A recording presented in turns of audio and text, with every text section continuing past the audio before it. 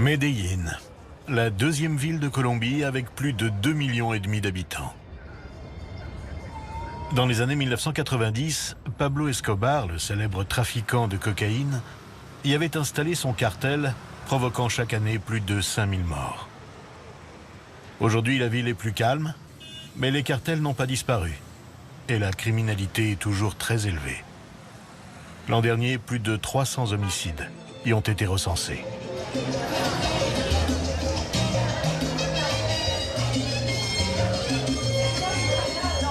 Dans une banlieue de la ville, à Bello, l'ambiance est à la fête.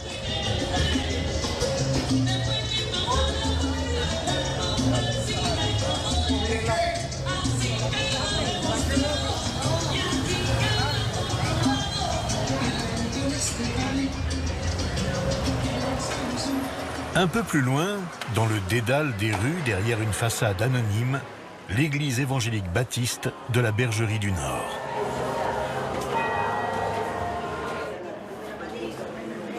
À l'heure du culte, chacun est accueilli par le pasteur Renzo.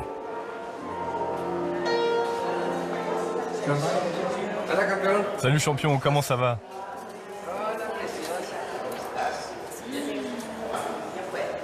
Comme chaque semaine, des fidèles un peu particuliers font leur entrée. Des hommes qui connaissent un parcours difficile. Toxicomanes, tueurs, ils viennent ici dans l'espoir de se construire une nouvelle vie.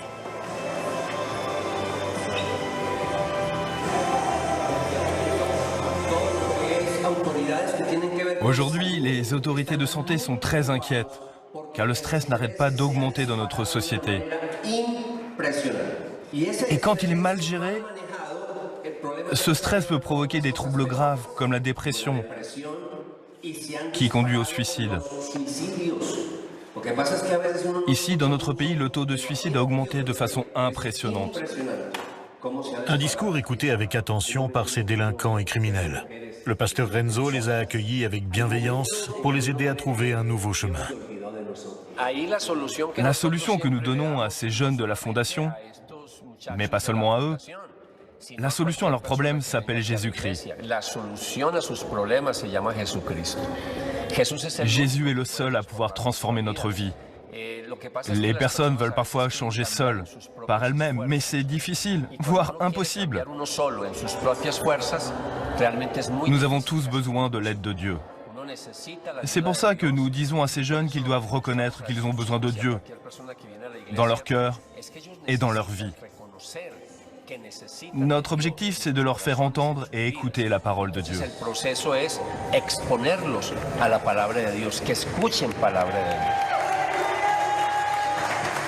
Ricardo a pris ces hommes en difficulté sous son aile. Il tient à les amener à l'église de la Bergerie une fois par semaine. Pour nous, la dimension spirituelle de l'homme est très importante pour sortir du fléau de la drogue. Et maintenant, on rentre à la fondation.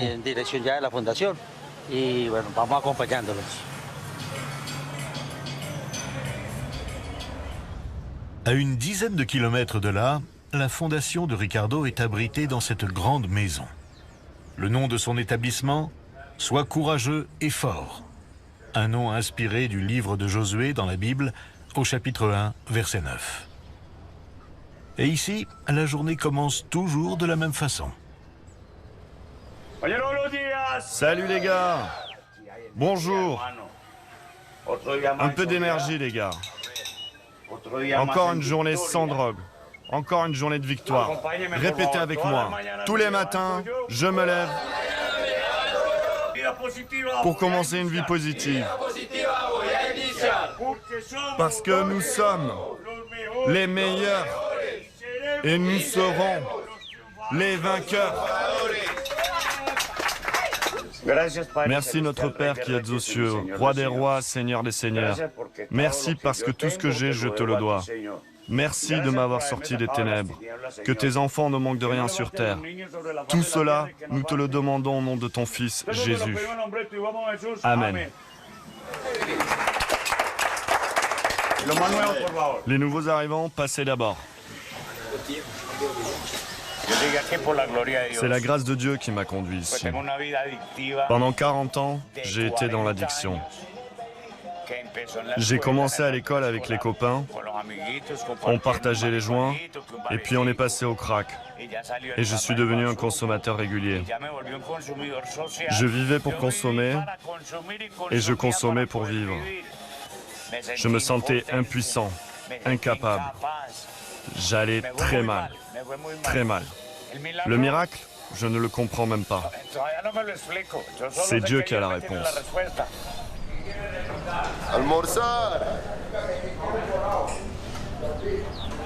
Et aujourd'hui, avec l'aide de Dieu, Carlos veut aider des hommes en difficulté comme lui, les sortir de l'alcool, de la drogue et de la violence dans laquelle ils vivaient.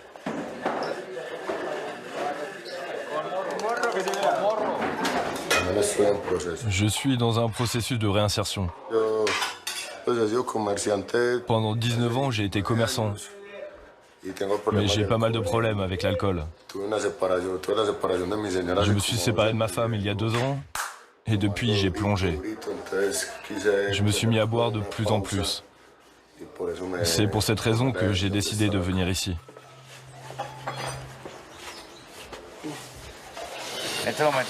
En ce moment, nous avons 25 résidents. Nous avons des alcooliques, des drogués, des gros consommateurs de cocaïne et aussi des héroïnomanes qui aiment s'injecter. Ici, à la Fondation, la particularité, on ne voit pas le péché, mais on voit la personne. Dylan a 23 ans et il est arrivé à la Fondation il y a 3 mois. C'est ma mère qui m'a amené ici. J'étais dans la rue à cause de la drogue depuis 6 ans. J'ai commencé à consommer quand j'avais 17 ans. Les pastilles, les drogues synthétiques. Je les mélangeais avec de la cocaïne et ça me rendait très violent. J'ai commencé à prendre des armes et je suis entré dans une bande de mon quartier.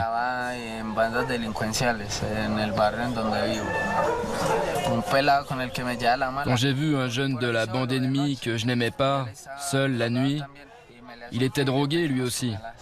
Je me suis approché et je lui ai donné plusieurs coups de couteau. Et je l'ai achevé quand il était par terre. Ça, c'était le premier mort, mais ensuite il y en a eu d'autres. J'ai tué 4 ou 5 personnes. Elles sont mortes. J'en suis sûr, mais en réalité, j'ai fait du mal à beaucoup d'autres. Grandir à Medellín, c'est compliqué. Dans les quartiers, on apprend la loi du plus fort.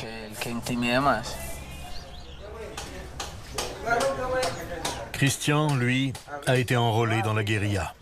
Il était très jeune. On m'a emmené de force à l'âge de 15 ans. J'ai tué 2 personnes.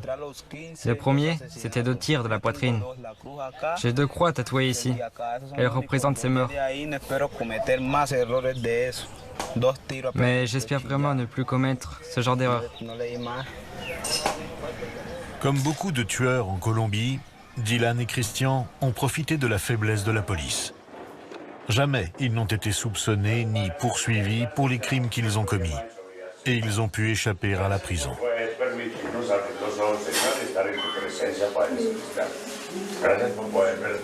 À la Fondation, la vie en communauté doit être respectée.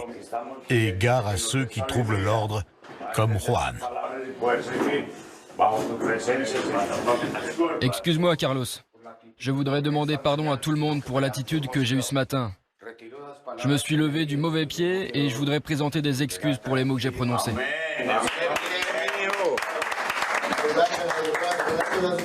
On peut se mettre en cercle? À la Fondation, 4 fois par jour, les pensionnaires passent du temps dans la prière. Ce qui est très important, c'est que chacun a déjà la Bible dans la main. L'objectif de notre fondation, c'est ça. Semer des graines pour que Dieu soit dans les cœurs. Des prières qui donnent aux pensionnaires la force de tenir. Pardonne-nous, Seigneur, pour que nous puissions avoir notre nom dans le livre de vie. Tu nous as sortis de l'obscurité et des ténèbres. Ça fait 2 mois que je ne consomme plus de drogue. J'avais déjà lu la Bible, mais je commence à m'attacher à la parole de Dieu. Jamais je n'avais connu autant de paix mentale et spirituelle. Je veux me donner au Seigneur pour qu'il efface les mauvaises pensées et tous les remords que j'ai en cœur. J'aimerais devenir un bon chrétien. Et pourquoi pas, qui sait, un jour devenir pasteur.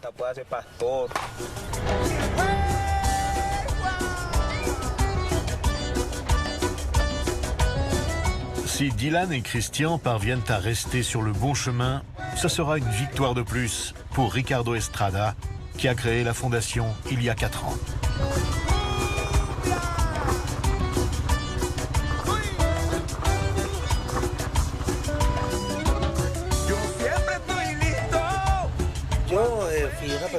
J'étais moi-même toxicomane. Je consommais différents types de drogues. J'ai passé 42 ans immergé dans la drogue et 9 ans de ma vie en prison. Allez, vas-y. J'ai créé la fondation Sois courageux et fort pour aider les gens qui, comme moi, ont souffert ou souffrent encore de ce fléau. L'idée a germé quand j'étais dans un processus de réinsertion. Je me souviens que j'écoutais une chanson qui s'appelait La Moisson. Et le refrain disait « Sois fort et courageux ». C'est de cette chanson que m'est venue l'idée de créer la fondation.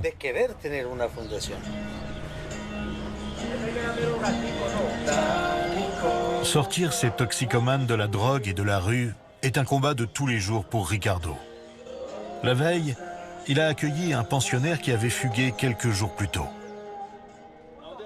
Salut Oscar, comment ça va?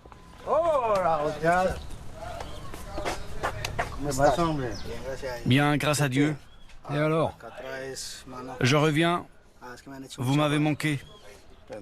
Mais cette fois, tu vas réussir, oui ou non? Bien sûr, tu le sais bien. Allons parler dans mon bureau. Que Dieu te bénisse. Sois le bienvenu, mon pote. Oscar a du mal à sortir de l'enfer de la drogue. Ricardo lui-même est bien placé pour savoir à quel point ce combat est difficile. Dans mon cas, j'avais déjà fait 3 tentatives de réhabilitation. Et à chacune, je me tenais très bien. Mais au bout de 3 mois, à chaque fois, je rechutais. Dans le dernier centre où j'étais, un matin à 7 heures, j'ai rencontré un pasteur. Et ce jour-là, le pasteur a dit « Bon, ouvrez la Bible à la 2e épître aux Corinthiens, chapitre 10. » Moi, j'ouvre la Bible et je lis « Nous renversons tout ce qui se dresse orgueilleusement contre la connaissance de Dieu. Nous faisons prisonnière toute pensée pour l'amener à obéir au Christ. » Ça m'a beaucoup touché. Il fallait que je domine les mauvaises pensées qui m'empêchaient d'avancer parce que j'étais égoïste, égocentrique. D'ailleurs, la plupart des toxicomanes, nous sommes égocentriques. Nous croyons être les meilleurs, les seuls capables de tout. Et moi, j'avais juste besoin de l'aide de Dieu. La Fondation vous propose un endroit où vous pouvez vous retrouver vous-même, où vous pouvez avoir Dieu dans votre cœur. Cet endroit est disponible pour vous. Mais ce n'est pas vous qui allez définir les règles. Les règles sont déjà établies. Si vous restez ici 2 mois, vous ne pourrez pas sortir pendant 2 mois. Vide tes poches. Tes copains vont regarder ton sac et tes poches. Ici, tout nouvel arrivant est fouillé par les anciens sous le regard de Ricardo. Tu peux l'aider aussi à regarder ce qu'il a dans les poches? Tu n'as pas de drogue sur toi?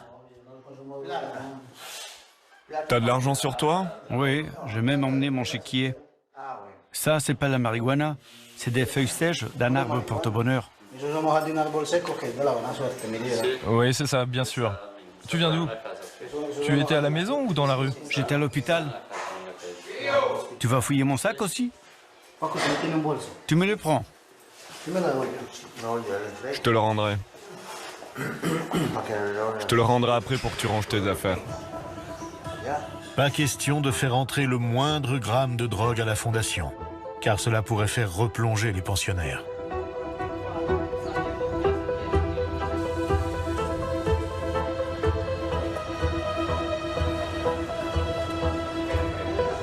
À l'église de la Bergerie, pour les membres les plus investis, le pasteur Renzo assure des cours de théologie plusieurs fois par semaine. Ricardo participe avec assiduité à ces réunions. Nous fabriquons des disciples, entre guillemets. Je veux dire, c'est Dieu qui change les âmes. Mais nous les fabriquons.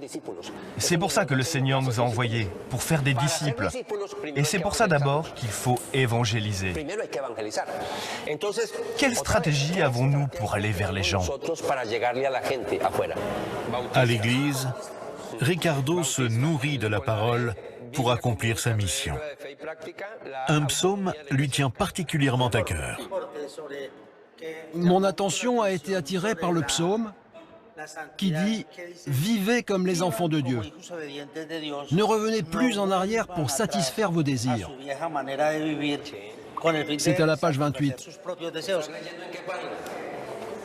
Cette partie me semble importante pour les gars de ma fondation, car ils ne doivent jamais, absolument jamais, repartir en arrière.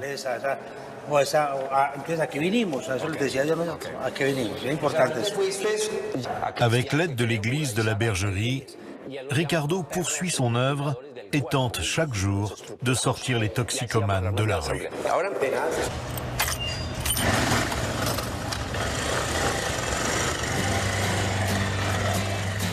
Le lendemain, il rejoint Carlos à El Tapón, le quartier des drogués.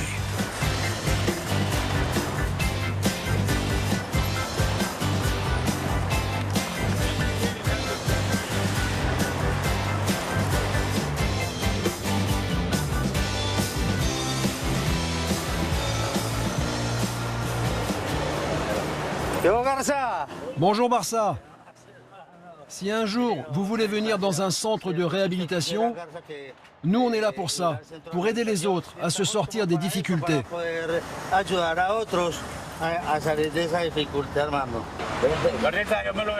Que Dieu te bénisse, Barça.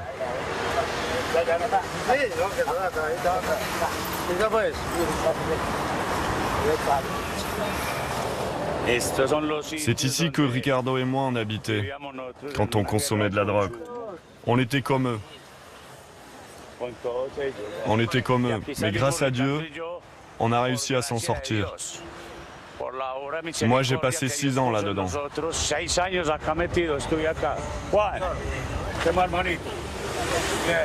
Salut mon gars. Je consommais avec lui.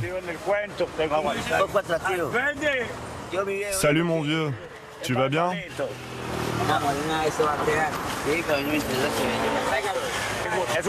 C'était un grand artisan.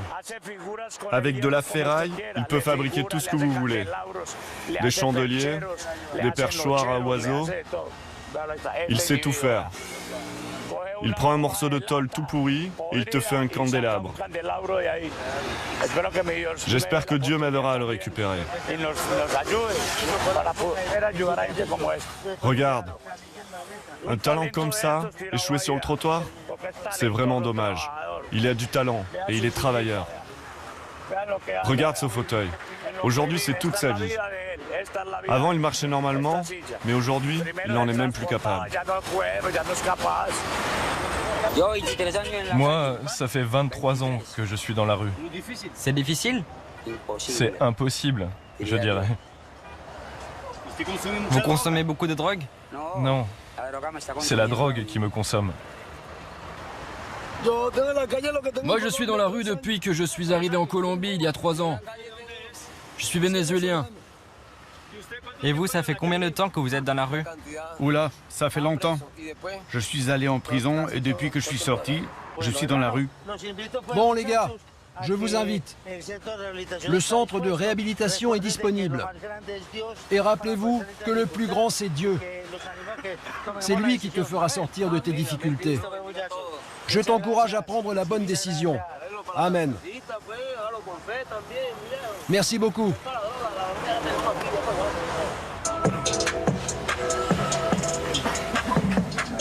Tranquilo voy pa'lante, cante quien cante. En la vida siempre soy perseverante, con rin de aguante, pero elegante. En el camino dando pasos de gigante, yo voy pa'lante, cante quien cante. En la vida siempre soy perseverante, con rin de aguante, pero elegante. En el camino dando pasos de gigante.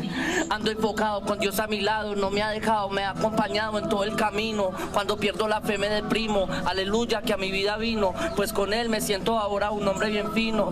Le voy a obedecer, no me pienso volver, en paz y en tranquilidad todo lo puedo tener. Todo es un entrenamiento, ensayo para coger nivel, todo es un entrenamiento, ensayo para coger nivel. Así planear, pero no hacerlo difícil, tener lo que quieres, también mantenerlo. À la Fondation, pour sortir de la drogue, la présence de Dieu est partout, y compris dans la musique. Je pars au marché pour récolter des dons. D'accord, merci.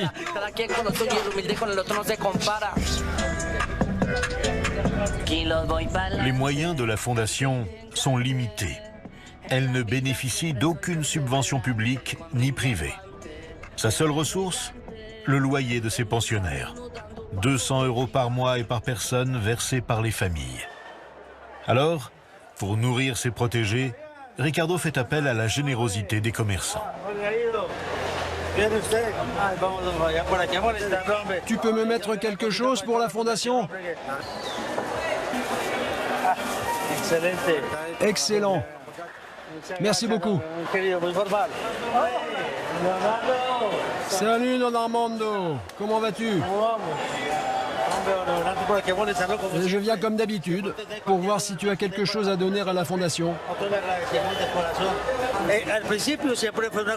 Au début, pour moi c'était très difficile de venir ici. J'avais honte. Et puis j'ai compris que Dieu est merveilleux. Et cet être merveilleux met de la générosité dans le cœur des gens. Ça a été vraiment important pour moi de le comprendre et de l'accepter. Les gens nous aident. Mais évidemment, pour tous les pensionnaires que nous avons, c'est difficile. Alors on cherche du soutien auprès de toutes les personnes qui peuvent donner. Parce que nous avons très peu de ressources.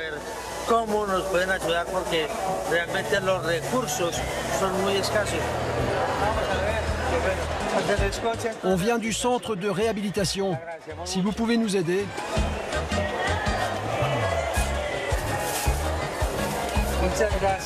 On vous remercie beaucoup. Pour les légumes, Ricardo ne dépense pas d'argent. En revanche, pour la viande, il faut payer. Pour l'instant, ça fait 2,20 €. D'accord. On va prendre celui-là. Je te prépare tout ça pour qu'il te l'amène tout à l'heure, ok?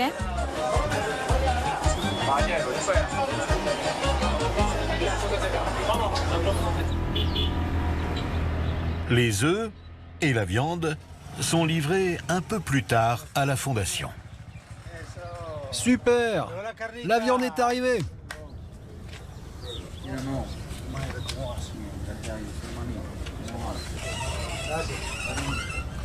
Mais avant de préparer le repas, l'heure est à la prière.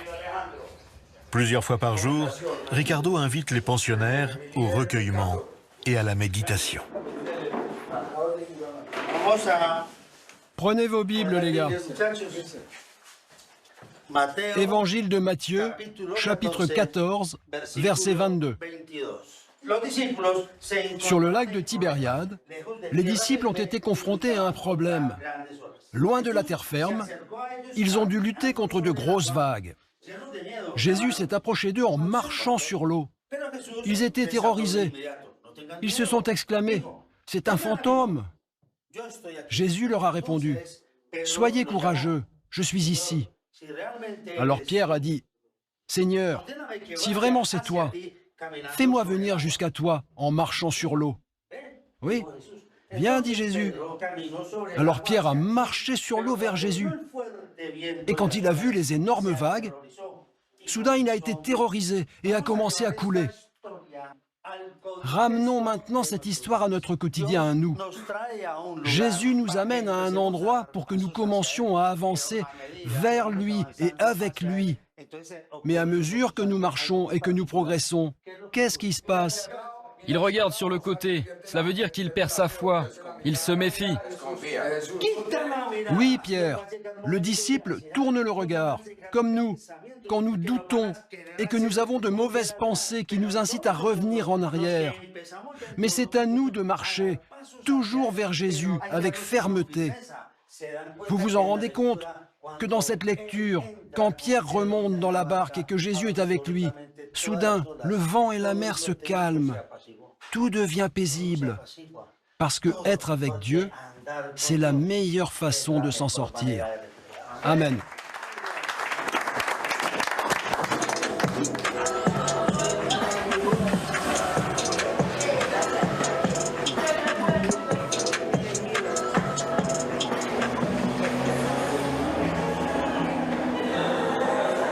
C'est déjà dimanche à l'église de la Bergerie. Renzo se prépare à nouveau pour le culte. Test de son, 1, 2, 1, 2.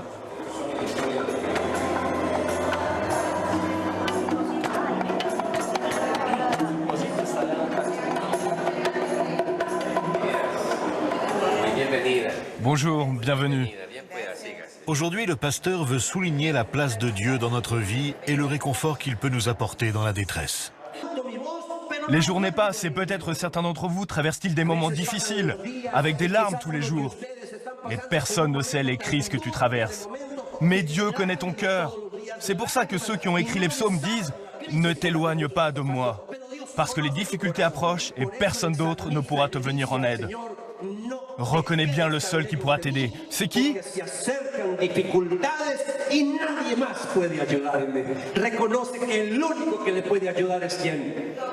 C'est Dieu. C'est Dieu et lui seul qui peut t'aider. C'est pour ça, mes chers amis, que le psaume 23 a été écrit.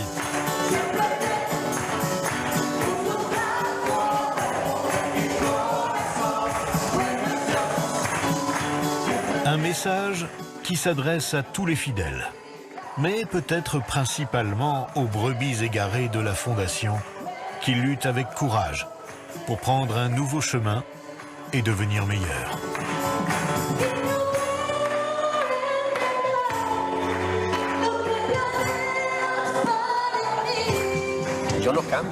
Je ne change personne. Je ne peux convaincre personne. C'est l'Esprit de Dieu qui peut convaincre les gens. Personne d'autre ne peut le faire. Ils ne changeront pas tous, parce qu'ils ne veulent pas tous changer. Mais il y en a beaucoup qui sont en train de suivre le processus, et aussi certains qui arrivent, qui font les premiers pas, qui commencent à venir à l'Église. Nous les accompagnons avec la Fondation. Nous espérons qu'un jour, tous ces garçons se convertiront à l'Évangile du Christ.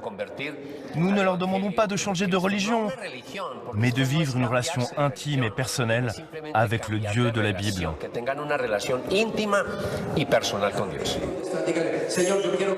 Grâce à l'Église et à Ricardo, en moyenne 15% des pensionnaires de la Fondation réussissent à reprendre une vie normale après leur séjour.